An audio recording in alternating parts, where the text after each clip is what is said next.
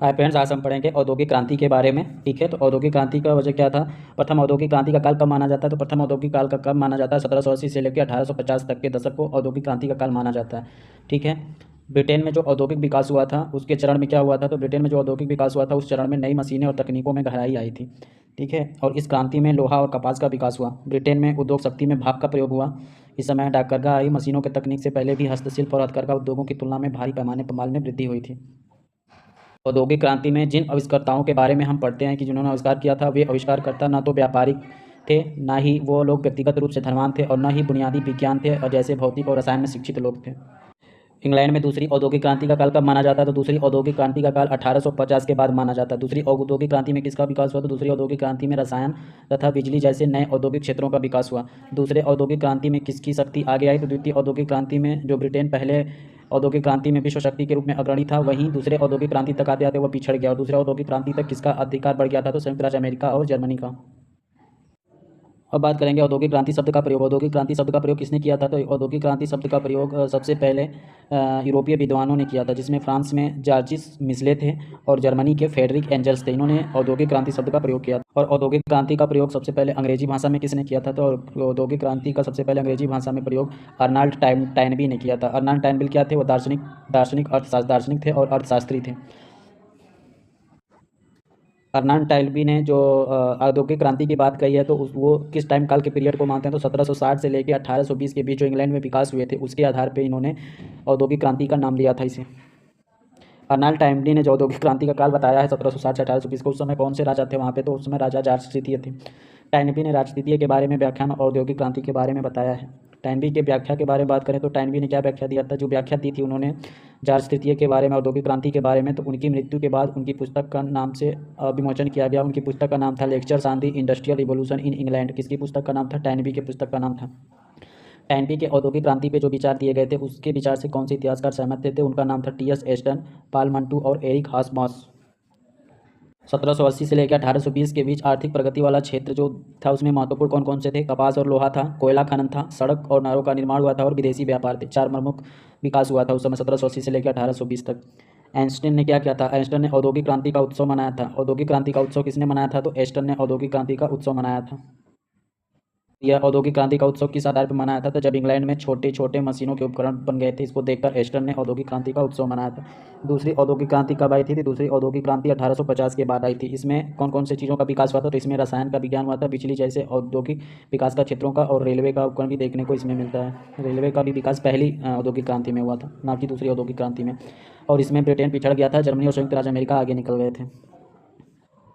पहली औद्योगिक क्रांति ब्रिटेन में ही क्यों हुई थी? इसके पीछे क्या वजह था? तो जो 17वीं शताब्दी का दौर चल रहा था, उस समय राजनीतिक दृष्टि से ब्रिटेन जो था वो सुदृढ़ एवं संतुलित था। इंग्लैंड के उस समय तीन हिस्से थे। इंग्लैंड था, वेल्स था और स्कॉटलैंड था, और इन तीनों में एक ही राजतंत्र काम कर रहा था। संपूर्ण राज्य में एक ही कानून व्यवस्था थी, एक ही मुद्रा थी और एक ही बाजार व्यवस्था थी। बाजार व्यवस्था में स्थानीय प्राधिकरण का कार्य हस्तक्षेप नहीं था, यानी कि जो बाजार व्यवस्था थी उसमें स्थानीय प्राधिकरण कार्य का हस्तक्षेप नहीं था। इससे यह हुआ कि सामान अगर कई क्षेत्रों में जाती है तो उसका दाम नहीं बढ़ता था। और 17वीं सदी तक मुद्रा का प्रयोग विनिमय के रूप में होने लगा था। 17वीं सदी तक मुद्रा का प्रयोग किस रूप में होने लगा था? तो विनिमय के रूप में होने लगा था, जिससे लोगों के वेतन पैसों के रूप में मिलने लगा और वो खरीदारी भी करने लगे, तो इससे आमदनी बढ़ने लगी। तो पूछा जाता है कि ब्रिटेन में ही औद्योगिक क्रांति क्यों हुई? तो इसके पीछे मेन कारण सब यही था, औद्योगिक क्रांति होने का। 18वीं शताब्दी में इंग्लैंड एक बड़े आर्थिक परिवर्तन के दौर से गुजरा था। मतलब कि 18वीं शताब्दी में इंग्लैंड एक बड़े आर्थिक परिवर्तन के दौर से गुजरा था, जिसको बाद में क्या कहा गया था? कृषि क्रांति कहा गया था। ठीक है, तो इंग्लैंड के किस दौर को कृषि क्रांति कहा गया था? तो 18वीं शताब्दी के जो परिवर्तन हुआ था उसको कृषि क्रांति के नाम से जाना जाता है। कृषि क्रांति कैसी प्रक्रिया थी? कृषि क्रांति एक ऐसी प्रक्रिया थी जिसमें जमींदार अपनी ही संपत्ति के पास छोटे छोटे फार्म खेत खरीद लिए। गाँव की सार्वजनिक जमीन को घेर लिया गया, जिससे खाद्य उत्पादन में वृद्धि हुई, और इसमें सार्वजनिक भूमि पर पशु चराने वाले चरवाहों को कहीं अधिक दूर जाना पड़ा था। इस तरह से जब गांव के लोग थे वो दूर गए तो उनके गांव उजड़ गए। तो इसके प्रक्रिया को वाक्यों में व्यक्त करने के लिए, कविता में व्यक्त करने के लिए किस अंग्रेज इतिहासकार या प्रसिद्ध लेखक था जिसने उसके ऊपर अपना विचार दिया था? तो उसका नाम था Oliver gold Smith. Oliver gold Smith नाम था, जिसने क्या कविता लिखी थी? द डेजर्टेड विलेज यानी उजड़ा हुआ गांव के नाम से कविता लिखा था कि जब कृषि क्रांति हुई, जमींदार बड़े बड़े फर्म खरीदने लगे और उस पर कृषि करने लगे, तो मजदूर जो थे, वहाँ के किसान थे, रहने वाले थे, उनका गाँव उजड़ गया, तो उसके बारे में गया। अगला पॉइंट है शहर, व्यापार और वित्त। शहर की बात करें तो 18वीं शताब्दी में यूरोप के बहुत से शहर क्षेत्रफल और आबादी दोनों ही दृष्टियों से बढ़ने लगे थे। उस समय यूरोप के बहुत से शहर क्षेत्रफल और आबादी में क्या हुए थे, बढ़ने लगे थे। यूरोप के 19 शहरों में से 11 शहर जो थे वह ब्रिटेन में थे, यानी कि उस समय सबसे महत्वपूर्ण शहर कितने थे, 19 शहर थे। और 19 महत्वपूर्ण शहरों में से ब्रिटेन में कितने शहर थे, तो 11 शहर थे, और जिनकी आबादी 1750 से लेकर 1820 के बीच कितनी हो गई थी, दोगुनी हो गई थी। इन 11 शहरों में सबसे बड़ा शहर कौन था, तो इन 11 शहरों में सबसे बड़ा शहर लंदन था। लंदन जो था वो देश के बाजारों का केंद्र था। बड़े बड़े शहर लंदन के आसपास ही स्थित थे। 18वीं शताब्दी से व्यापार पे क्या प्रभाव पड़ा था, तो 18वीं शताब्दी से व्यापार पे बहुत बड़ा प्रभाव पड़ा, क्योंकि जो पहले भूमंडलीय व्यापार का केंद्र इटली तथा फ्रांस के भूमध्यसागरीय पत्तन होते थे, वहाँ से हटकर अब हॉलैंड और ब्रिटेन के अटलांटिक पत्तर पर आ गया था। यानी कि 18वीं शताब्दी में व्यापार का स्वरूप कहाँ पे आ गया था, तो 18वीं शताब्दी में व्यापार का स्वरूप हॉलैंड और ब्रिटेन के अटलांटिक पत्तन पे आ गया था। इससे पहले यह कहाँ था, तो भूमंडलीय व्यापार का केंद्र इटली तथा फ्रांस के भूमध्यसागरीय पत्तन से हट गया था। इसके बाद लंदन जो था वह अंतर्राष्ट्रीय व्यापार के लिए ऋण प्राप्ति के स्थान पर एम्स्टर्डम का स्थान ले लिया था। यानी कि जो अंतर्राष्ट्रीय स्तर पर व्यापार करने के लिए जो ऋण लिया जाता था, तो पहले कहाँ से लिया जाता था, तो पहले एम्स्टर्डम से लिया जाता था। फिर उसके बाद अभी कहाँ से लिया जाने का, इसका केंद्र कौन बन गया, तो इसका केंद्र लंदन हो गया। इंग्लैंड, अफ्रीका और वेस्ट इंडीज के बीच त्रिकोणीय व्यापार का केंद्र कौन बन गया था, तो लंदन था। अमेरिका और एशिया में व्यापार करने वाली कंपनियों के कार्यालय कहाँ पे थे, लंदन में ही थे। व्यापार के लिए मार्ग की बात करें तो इंग्लैंड में विभिन्न बाजारों के लिए जो व्यापार किया जाता था वह नदी मार्ग से लेकर समुद्र मार्ग तक पानी के जहाज़ों से किया जाता था। 1724 में नदियों के जरिए 1160 मील लंबा जलमार्ग था जिससे नौकाएं चलती थीं। इंग्लैंड में अधिकांश स्थान से अधिक 15 मील की दूरी पर थे। यानी इंग्लैंड के अधिकांश स्थान नदी से कितनी दूरी पे थे, तो नदी से अधिक 15 मील की दूरी पर रहते थे। इंग्लैंड में सभी नदी मार्ग समुद्र से जुड़े हुए थे। इंग्लैंड के नदी पोतों को तटपोत कहा जाता था। यानी क्या कहा जाता था, इसे कोस्टर्स कहा जाता था, नदी तटपोत कहा जाता था। 1800 ईस्वी तक इन कोस्टर तटों पर कितनी जनसंख्या हो गई थी, तो कम से कम 1 लाख तक पहुंच गई थी नाविकों की जनसंख्या। कोस्टरों पर नाविकों की जनसंख्या कितनी पहुंच गई थी, 1 लाख तक पहुंच गई थी। बात करेंगे वित्तीय प्रणाली की। वित्तीय प्रणाली में जो 1780 में औद्योगिक क्रांति हुई थी और 18वीं शताब्दी में कृषि क्रांति ने गांव से मजदूर शहरों की तरफ भागने लगे थे। ठीक है, 1780 में औद्योगिक क्रांति हुई थी और 18वीं शताब्दी में उसकी क्या होगा, कृषि क्रांति। जैसे ही कृषि क्रांति आई तो शहर के मजदूर किधर गाँव के मजदूर शहरों की तरफ भागने लगे। और देश की वित्तीय प्रणाली का केंद्र कौन था, तो देश की वित्तीय प्रणाली का केंद्र बैंक ऑफ इंग्लैंड था। बैंक ऑफ इंग्लैंड की स्थापना कब की गई थी, तो 1694 ईस्वी में बैंक ऑफ इंग्लैंड की स्थापना की गई थी। 1784 तक कितने प्रांतीय बैंक थे, तो 1784 तक 100 से अधिक प्रांतीय बैंक थे। अगले 10 वर्ष में बढ़कर इनकी संख्या 3 गुनी हो गई थी। ठीक है, 1820 तक 600 से अधिक बैंक था। लंदन में ही 100 से अधिक बैंक थे। 18वीं शताब्दी तक में कितने आविष्कार हो चुके थे, तो 18वीं शताब्दी में 26,000 आविष्कार हुए थे। इनमें से प्रमुख आविष्कार कौन कौन से थे, तो कोयला और लोहा था जो 18वीं शताब्दी में इसमें जो 26,000 आविष्कार हुए थे उसमें से मेन आविष्कार जो थे वो कोयला और लोहा का था, कपास का था, ये सब चीज़ों का, जिसका हम इसमें अध्ययन करेंगे। कोयला और लोहा के बारे में बात करें तो 18वीं शताब्दी तक योग्य लोहे की कमी थी। यानी 18वीं शताब्दी तक जो योग्य लोहे की बात करें तो उसकी हमें कमी देखने को मिलती है। यानी कि कब तक लोहे की कमी देखने को मिलती है, तो 18वीं शताब्दी तक लोहे की कमी हमें देखने को मिलती है। शुद्ध लोहा कैसे निकाला जाता था, शुद्ध लोहा निकालने की विधि प्रगलन विधि से निकाली जाती है। जैसे लौह खनिज से प्रगलन की प्रक्रिया से निकाला जाता था शुद्ध लोहा। इस प्रगलन में किसका प्रयोग किया जाता था, तो प्रगलन के लिए काठ, कोयले या चारकोल का प्रयोग किया जाता था। काठ कोयले के प्रयोग से क्या क्या समस्याएं होती थी, तो काठ कोयला का प्रयोग करने से यह लंबी दूरी तक ले जाने में टूट जाता था। इसके कारण घटिया किस्म का लोहा प्राप्त होता था। काठ कोयला पर्याप्त मात्रा में उपलब्ध नहीं था। लकड़ी के जंगल काटे गए और उच्च तापमान पैदा भी नहीं कर पाते थे ये। तो काठ कोयला की समस्या से निजात पाने में योगदान किसने दिया था, तो काठ कोयला से समस्या का निदान पाने में या समाधान करने में नाम आता है श्रोपशायर का। किसका नाम आता है, तो श्रोपशायर का नाम आता है। ठीक है, श्रोपशायर कौन थे, तो ये श्रोपशायर जो थे वो डर्बी परिवार से संबंधित थे। यह डर्बी परिवार को क्या कहा जाता था, इन डर्बी परिवारों को लौह उस्ताद के नाम से भी जाना जाता था। इन परिवार की 3 पीढ़ियों ने लौह उत्पाद में जुड़े हुए थे और कार्य किया था। इनमें दादा था, पिता था, पुत्र था। ये सभी अब्राहम डर्बी के नाम से पुकारे जाते थे। ठीक है, और इन्होंने उद्योग क्रांति में भूचाल ला दी थी। अब्राहम डर्बी ने उद्योग क्रांति में भूचाल ला दी थी, क्योंकि इन्होंने धातु कर्म के उद्योग में क्रांति किसने लाया था, तो धातु कर्म के उद्योग में डर्बी परिवार ने लाया था। धातु कर्म उद्योग की क्रांति का प्रारंभ कब होता है, तो धातु उद्योग की क्रांति का प्रारंभ 1709 ईस्वी में होता है। कब होता है, 1709 ईस्वी में। किसने किया था, तो प्रथम अब्राहम डर्बी द्वारा किया गया था। ठीक है, अब्राहम डर्बी द्वारा क्या किया गया था, उस समय उसने आविष्कार किया था धमन भट्ठी का। यानी धमन भट्ठी का आविष्कार किसने किया था, तो अब्राहम डर्बी ने। प्रथम अब्राहम डर्बी ने 1709 ईस्वी में धमन भट्ठी का प्रयोग किया था। धमन भट्ठी के प्रयोग से क्या फायदा हुआ, तो धमन भट्ठी के प्रयोग से कोक का इस्तेमाल किया जा गया था। ठीक है, किसका इस्तेमाल किया गया था, धमन भट्टी से सर्वप्रथम कोक का इस्तेमाल किया गया था। इसके पहले क्या किसका इस्तेमाल किया जाता था, तो काठ कोयले का इस्तेमाल किया जाता था। कोक से क्या हुआ कि कोक के इस्तेमाल करने से उच्च तापमान करने में शक्ति थी। कोक को पत्थर के कोयले से गंधक तथा अपद्रव्य निकालकर तैयार किए जाते थे। कोक को कैसे तैयार किया जाता था, तो पत्थर के कोयले से गंधक तथा अपद्रव्य निकालकर तैयार किया जाता था। ठीक है, कोक के प्रयोग से बढ़िया और लंबी ढलाई की जा सकती थी। ठीक है, कोक के प्रयोग करने से क्या किया जाता कि लोहा जो था वो अच्छा मिलता था, उससे लंबी ढलाई की जाती है। द्वितीय अब्राहम डर्बी ने क्या विकास किया, तो द्वितीय अब्राहम डर्बी ने ढलवा लोहे से पिटवा लोहे का विकास किया। यानी पहले पिग आयरन का विकास किया जाता था, तो पिग आयरन से बर्थ आयरन का विकास करने में महत्वपूर्ण भूमिका निभाने वाले का क्या नाम था, तो द्वितीय अब्राहम डर्बी नाम था। पिटवा लोहा कम भंगुर था। तृतीय अब्राहम डर्बी ने क्या किया था, तृतीय अब्राहम डर्बी ने विश्व में पहला लोहे का पुल बनाया था। विश्व में पहला लोहे का पुल किसने बनाया था, तो तृतीय अब्राहम डर्बी ने बनाया था। विश्व का पहला लोहा किसने बनाया था, तो तृतीय अब्राहम डर्बी ने बनाया था। कोल उस पुल का नाम था कोलब्रुक डेल। क्रुकबोल का नाम क्या था, विश्व में पहला लोहे के पुल का नाम क्या था, कोलब्रुक डेल नाम था। किस नदी पर बनाया गया था, तो यह सेवन नदी पर बनाया गया था। आगे चलकर यह गांव क्या हुआ कि आइस ब्रिज के नाम से जाना जाने लगा था। ये कोलब्रुक डेल नाम से पुल बना था, वो सेवर नदी पर बनाया गया था, और आगे चलकर कोलब्रुक डेल को किस नाम से जाना गया, तो इसको आयरन ब्रिज के नाम से जाना जाने लगा था। आलोड़न भट्ठी और बेलन मिल का आविष्कार किसने किया था, आलोड़न भट्ठी और बेलन मिल का आविष्कार हेनरी कोर्ट ने किया था। आलोड़न भट्ठी और बेलन मिल का आविष्कार किसने किया था, तो हेनरी कोर्ट ने किया था। आलोड़न भट्टी से क्या फ़ायदा हुआ, तो आलोड़न भट्टी से पिघले हुए लोहे में से अशुद्धि को दूर करता किया जाता था। इससे लोहे से छड़ बनाई जा सकती थी। लोहे से अनेकों उत्पादन से फ़ायदा हुआ इसमें। अब बात करते हैं कि इतना विकास होने के बाद आगे क्या क्या चीज़ बनाई जाने लगी। तो सर्वप्रथम लोहे की कुर्सी किसने बनाया था, तो सर्वप्रथम लोहे की कुर्सी 1770 में जॉन विल्किंसन ने बनाया था। ठीक है, लोहे की कुर्सी किसने बनाया था, तो जॉन विल्किंसन ने बनाया था। दूसरा, लोहे के सभी आकारों की चाबियाँ नालियाँ यानी पाइप बनाए थे। लोहे के सभी आकारों की नालियाँ पाइप किसने बनाया था, जॉन विल्किंसन ने। असावर तथा शराब की भट्टियों के लिए टंकियाँ किसने बनाई थी, तो जॉन विल्किंसन ने बनाई थी। और तृतीय अब्राहम डर्बी ने विश्व में पहला लोहे का पुल कब बनाया था, तो पहला लोहे का पुल 1779 ईस्वी में बनाया था। जॉन विल्किंसन ने जो पानी की पाइप बनाई थी पहली बार ढलवा लोहे से बनाई थी। किस लोहे से बनाई थी, तो ढलवा लोहे से बनाई थी। और ये पाइप पानी की पाइप क्यों बनाई थी, तो विल्किंसन ने जो पानी की पाइप बनाई थी वो पेरिस को पानी की आपूर्ति के लिए 40 मील लंबी बनी थी। इसके बाद क्या हुआ कि इतने आविष्कार होने के बाद लोहा उद्योग कुछ खास क्षेत्रों में कोयला खनन तथा लोहा प्रगलन की मिलीजुली इकाइयों के रूप में केंद्रित हो गया, क्योंकि ऐसा सौभाग्य ब्रिटेन को ही प्राप्त था, क्योंकि एक ही द्रोणी क्षेत्र में, एक ही बेसिन क्षेत्र में, यहाँ तक कि एक ही पट्टी में ही उत्तम कोटि का कोकिंग कोयला मिलता था और उच्च स्तर का लौह खनिज साथ साथ पाया जाता था। इन द्रोणी क्षेत्र के पत्तन के पास ही वहाँ ऐसे 5 तटीय कोयला क्षेत्र थे जो अपने उत्पाद को लगभग सीधे ही जहाज़ों में लदवा सकते थे। चूँकि कोयला क्षेत्र समुद्र तट के पास ही थे, इसलिए जहाज़ निर्माण का कारोबार और नौ परिवहन का व्यापार खूब बड़ा था। ब्रिटेन में लौह उद्योग 1800 से 1830 के दौरान 4 गुना बढ़ गया था। ब्रिटेन में लौह उद्योग का उत्पादन कितना बढ़ गया था, तो 1800 से 1830 के दौरान 4 गुना बढ़ गया था। लौह उद्योग का उत्पादन पूरे यूरोप में सबसे बड़ा भाग कौन सा था, लौह उत्पादन में सबसे बड़ा उत्पादन यूरोप में सबसे सस्ता था। जैसे 1820 में 1 टन ढलवा लोहा बनवाने के लिए 8 टन कोयले की ज़रूरत पड़ती थी, वहीं 1850 तक 1 टन ढलवा लोहा बनाने के लिए 2 टन कोयले की ज़रूरत पड़ती थी।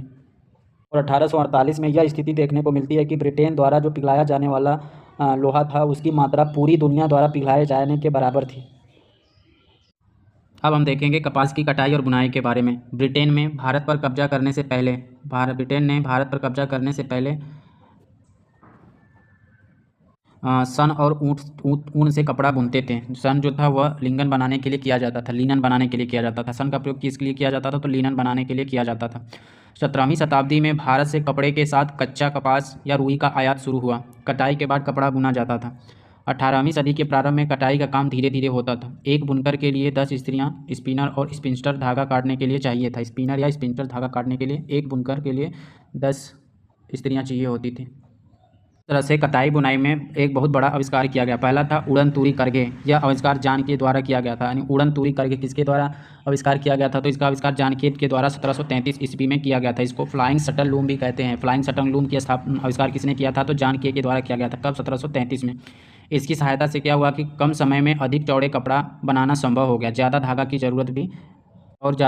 ज़रूरत इसमें पड़ने लगी थी। कटाई मशीन, स्पैनिंग जेनी जिसे कटाई मशीन कहा जाता है, तो इसका आविष्कार किसने किया था, स्पैनिंग जेनिंग का आविष्कार जेम्स हरग्रीव्स ने किया था। कब किया था, 1765 ईस्वी में। कटाई मशीन या स्पैनिंग जेनिंग ऐसा था जिसमें एक अकेला व्यक्ति एक साथ ही कई धागे काट सकता था। वाटर फ्रेम का आविष्कार रिचर्ड आर्कराइट ने 1769 ईस्वी में किया था। वाटर फ्रेम से इससे मजबूत धागा बनने लगा।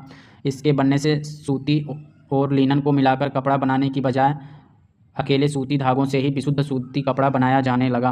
किसके द्वारा, वाटर फ्रेम के द्वारा। म्यूल म्यूल क्या था? शक्ति चालक करघे का आविष्कार। नहीं, म्यूल म्यूल का आविष्कार किसने किया था? सैमुअल क्रॉम्पटन ने किया था। म्यूल का आविष्कार किसने किया था? सैमुअल क्रॉम्पटन ने। कब किया था? 1779 ईस्वी में। इसे कटा हुआ धागा मजबूत और बढ़िया होता था। पावर लूम यानी शक्ति चालक करघे का आविष्कार किसने किया था? तो एडमंड कार्टराइट ने किया था। पावर लूम शक्ति चालक करघे का आविष्कार किसने किया था? एडमंड कार्टराइट ने। कब किया था? 1787 ईस्वी में। पावर लूम आने से क्या हुआ? तो इससे आविष्कार के चलते कपड़ा उद्योग में मशीनों के आविष्कार का दौर खत्म हो गया। जब धागा टूटता जब ही धागा टूटता मशीन अपने आप बंद हो जाती थी। 1830 के बाद से नई मशीनें बनाने की जगह श्रमिकों के उत्पादन बढ़ाने पर जोर दिया जाने लगा। यानी 1830 के बाद नई मशीन बनाने की जगह किसके उत्पादन पर जोर दिया जाने लगा? तो श्रमिकों के उत्पादन बढ़ाने पर जोर दिया जाने लगा। पावरलूम से किसी भी धागे से बुनाई की जा सकती थी। अब अगला आविष्कार था भाप की शक्ति। भाप की शक्ति का इस्तेमाल सर्वप्रथम किन क्षेत्रों में किया गया? तो भाप शक्ति का इस्तेमाल सर्वप्रथम खनन उद्योगों में किया गया था। किस लिए? खानों से पानी निकालने के लिए किया जाता था। माइनस फ्रेंड यानी खनक मित्र नामक एक भाप इंजन का मॉडल 1968 में थॉमस सेवरी ने बनाया था। यानी कि माइनस फ्रेंड नाम से एक इंजन का मॉडल किसने बनाया था? तो माइनस फ्रेंड नाम से एक इंजन का मॉडल 1698 ईस्वी में थॉमस सेवरी ने बनाया था। ये इंजन छिछली गहराइयों में धीरे धीरे काम करते थे और अधिक दबाव पड़ने पर बॉयलर फट जाता था। भाप का इंजन किसने बनाया था? तो भाप का इंजन 1712 में थॉमस न्यूकामेन ने बनाया था। 1769 तक कोयले के खानों में भाप इंजन का इस्तेमाल होता रहा। भाप इंजन का प्रयोग एक नया खोज निकाला किसने? जेम्स वाट ने, जिससे भाप का इंजन केवल एक साधारण पंप की बजाय एक प्राइम मूवर यानी प्रमुख चालक के रूप में काम करने लगा। यानी कि भाप इंजन जो पहले एक प्राइम के रूप में काम करता था, प्रमुख चालक के रूप में प्रयोग किया जाने लगा। ऐसा किसने बनाया था? तो जेम्स वाट ने बनाया था। इसके चलते कारखानों में शक्ति चालित मशीनों को ऊर्जा मिलने लगी। एक धनी निर्माता मैथ्यू बाल्टन की सहायता से जेम्स वाट ने 1775 में बर्मिंघम में सोहो फाउंड्री का निर्माण किया था। किसका निर्माण किया था? सोहो फाउंड्री का निर्माण किया था। सोहो फाउंड्री में क्या होता था? तो इस फाउंड्री से वाट के स्टीम इंजन बनाए गए और बाहर बिकते गए। 18वीं सदी के अंत तक वाट के भाप इंजन ने द्रव चालित शक्ति का स्थान लेना शुरू कर दिया। नहरें और रेलों का भी निर्माण उस समय देखने को मिलता है। प्रारंभ में नहरें का निर्माण कोयले को शहर तक ले जाने के लिए किया जाता था। प्रारंभ में नहर का निर्माण किस लिए किया जाता था? तो प्रारंभ में नहर का निर्माण कोयला को शहर तक ले जाने के लिए किया जाता था। इंग्लैंड में पहली नहर वर्सली कैनाल थी। यानी कि इंग्लैंड में पहली नहर का नाम क्या था? इंग्लैंड में पहली नहर का नाम था वर्सली कैनाल नाम था, जो 1761 में जेम्स ब्रिंडली द्वारा बनाई गई थी। यानी इंग्लैंड में पहली नहर किसके द्वारा बनाई गई थी? तो जेम्स ब्रिंडली द्वारा बनाई गई थी। कब? 1761 में। उस नहर का नाम क्या था? वर्सली कैनाल नाम था। इसका उद्देश्य क्या था? वर्सले का नाम क्या था? मैनचेस्टर को कोयला भंडारों से शहर तक कोयला ले जाना था। ठीक है, मैनचेस्टर के कोयला भंडारों से जो कोयला होता था उसको शहर तक ले जाने के लिए वर्सली कैनाल को बनाया गया था। इस नहर के बनने से कोयले की कीमत घटकर आधी हो गई थी। यानी वर्सली कैनाल जो बन गई थी उसके बनने से कोयले की कीमत क्या हो गई थी? आधी हो गई थी। नहर आमतौर पर बड़े बड़े जमींदारों द्वारा अपनी ज़मीन पर स्थित खदानों या जंगलों के मूल्यों बढ़ाने के लिए की जाती थी। नहर आमतौर पर बड़े बड़े जमींदारों द्वारा भी बनाई जाती थी और ये किस लिए बनाई जाती थी? कि अपनी ज़मीन पर स्थित खदानों या जंगलों की मूल्य बढ़ाने के लिए की जाती थी। नहरों के आपस में जुड़ने से शहरों का विकास हुआ, जैसे बर्मिंघम शहर। यानी नहरों से आपस में जुड़ने से किस शहर का विकास हुआ? तो नहरों को आपस में जोड़ने से एक शहर का विकास हुआ जिसका नाम था बर्मिंघम शहर।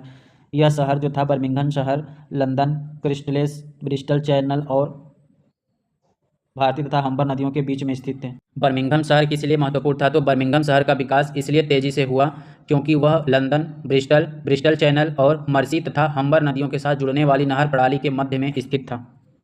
1760 से 1790 के बीच 25 नहर परियोजनाओं को शुरुआत की गई। 1789 से 1796 तक की परियोजनाओं का नहरोन्माद के नाम से पुकारा गया। इसमें 46 परियोजनाएं थीं। यानी कि 1760 से 1790 के बीच में 25 नहर परियोजनाओं का कार्य शुरू किया गया। वहीं 1788 से लेकर 1796 तक की परियोजनाओं को नहरोन्माद यानी कि कैनाल मानिया के नाम से पुकारा जाने लगा। इसमें 46 नई परियोजनाएं हाथ में ली गई और उसके बाद 60 वर्षों में अनेकानेक नहरें बनाई गई जिनकी कुल लंबाई 4000 मील से अधिक थी। रेल की बात करेंगे तो भाप से चलने वाला पहला रेल का इंजन किसने बनाया था? तो स्टीफेनस का रॉकेट ने बनाया था। भाप से चलने वाला पहला रेल का इंजन स्टीफेनस का रॉकेट के नाम से 1814 में बना। इसके साथ दो आविष्कार हुए थे। पहला, 1760 में लकड़ी की पटरी की जगह लोहे की पटरी बनने लगी थी और दूसरा, भाप के इंजन द्वारा लोहे की पटरी पर रेल के डिब्बों की खिंचाई की जाने लगी। जब रेलवे का आविष्कार हुआ तो औद्योगिकरण की संपूर्ण प्रक्रिया ने दूसरे चरण में प्रवेश कर लिया। यानी औद्योगिकरण की संपूर्ण प्रक्रिया दूसरे चरण में प्रवेश कब करती है? किसके आविष्कार होने से? तो रेलवे के आविष्कार होने से औद्योगिकरण की जो प्रक्रिया थी वो दूसरे चरण में पहुंच गई थी। रिचर्ड ट्रेविथिक एक इंजन का निर्माण किया गया जिसे पकिंग डेविल यानी कि फुफकारने वाला दानव कहा जाता था। इसका आविष्कार किसने किया था? इसका निर्माण किसने किया था? तो रिचर्ड ट्रेविथिक ने किया था। कब किया था? 1801 ईस्वी में। यह इंजन में क्या खासियत थी? तो पकिंग डेविल यानी कि पुकारने वाला जो दानव नाम से इंजन बना था। यह इंजन ट्रकों को वहाँ खींच कर ले जाता था जहाँ रिचर्ड काम करता था। कहाँ रिचर्ड काम करता था? कार्नावाल में। वहाँ खींच बल्चर नाम का एक रेल इंजन बनाया गया। बल्चर नाम का रेल इंजन किसने बनाया था? तो जॉर्ज स्टीफेनस ने बनाया था। कब बनाया था? 1814 ईस्वी में। यह इंजन 30 टन भार 4 मील प्रति घंटे की रफ्तार से पहाड़ियों पर ले जा सकता था। यानी कि बल्चर नाम से रेल इंजन किसने बनाया था? तो जॉर्ज स्टीफन ने बनाया था 1814 में। बल्चर नाम का जो इंजन था वो इसका पावर था 30 टन भार के 4 मील प्रति घंटे की रफ्तार से पहाड़ियों पर ले जा सकता था। 9 मील लंबा रेल मार्ग 24 किलोमीटर प्रति घंटा की रफ्तार से 2 घंटे में तय किया गया था। स्टॉकन और डॉर्लिंगटन शहर के बीच में सर्वप्रथम कब? 1825 ईस्वी में। लिवरपूल और मैनचेस्टर के बीच रेल मार्ग को आपस में रेल मार्ग से जोड़ दिया गया था। कब? 1830 ईस्वी में। और इन 20 वर्षों के भीतर रेल की जो 30 से 50 मील प्रति घंटे की रफ्तार से दौड़ना एक आम बात हो गई थी। 1833 से 1837 के बीच छोटे रेल मार्ग के दौरान 1400 मील लंबी रेल लाइन बनी थी। 1844 से 47 के बीच रेल मार्ग 95 मील की लंबी हो गई थी और 1850 तक अधिकांश इंग्लैंड रेल मार्ग से ही जुड़ गया था। आविष्कारक कौन थे? यानी कि जो आविष्कार कर रहे थे वे कौन थे, उनके बारे में जानना है। ठीक है, तो कला समाज की स्थापना कब की गई थी? तो कला समाज की स्थापना 1754 में की गई थी। कला समाज की स्थापना 1754 में की गई थी। कपास उद्योग के आविष्कारक कौन थे? तो जानके तथा हरग्रीव्स थे। बुनाई और बढ़ईगिरी के, यानी कि बुनाई का आविष्कार किसने किया था? जानके ने। और बढ़ईगिरी का आविष्कार हरग्रीव्स ने किया था। रिचर्ड आर्कराइट कौन थे? तो रिचर्ड आर्कराइट एक नाई था, बालों का विंग बनाने वाला था ये। एडमंड कार्टराइट जो था वह साहित्यकार था, आयुर्विज्ञान था और कृषि का अध्ययन किया था। एडमंड कार्टराइट ने साहित्यकार था, आयुर्विज्ञान और कृषि का अध्ययन किया था। प्रारंभ में इसकी इच्छा पादरी बनने की थी। किसका? एडमंड कार्टराइट का। भाप के इंजन बनाने वाले में कौन से? थॉमस सेबरी जो था वो सेना का अधिकारी था जो भाप का इंजन बनाया था।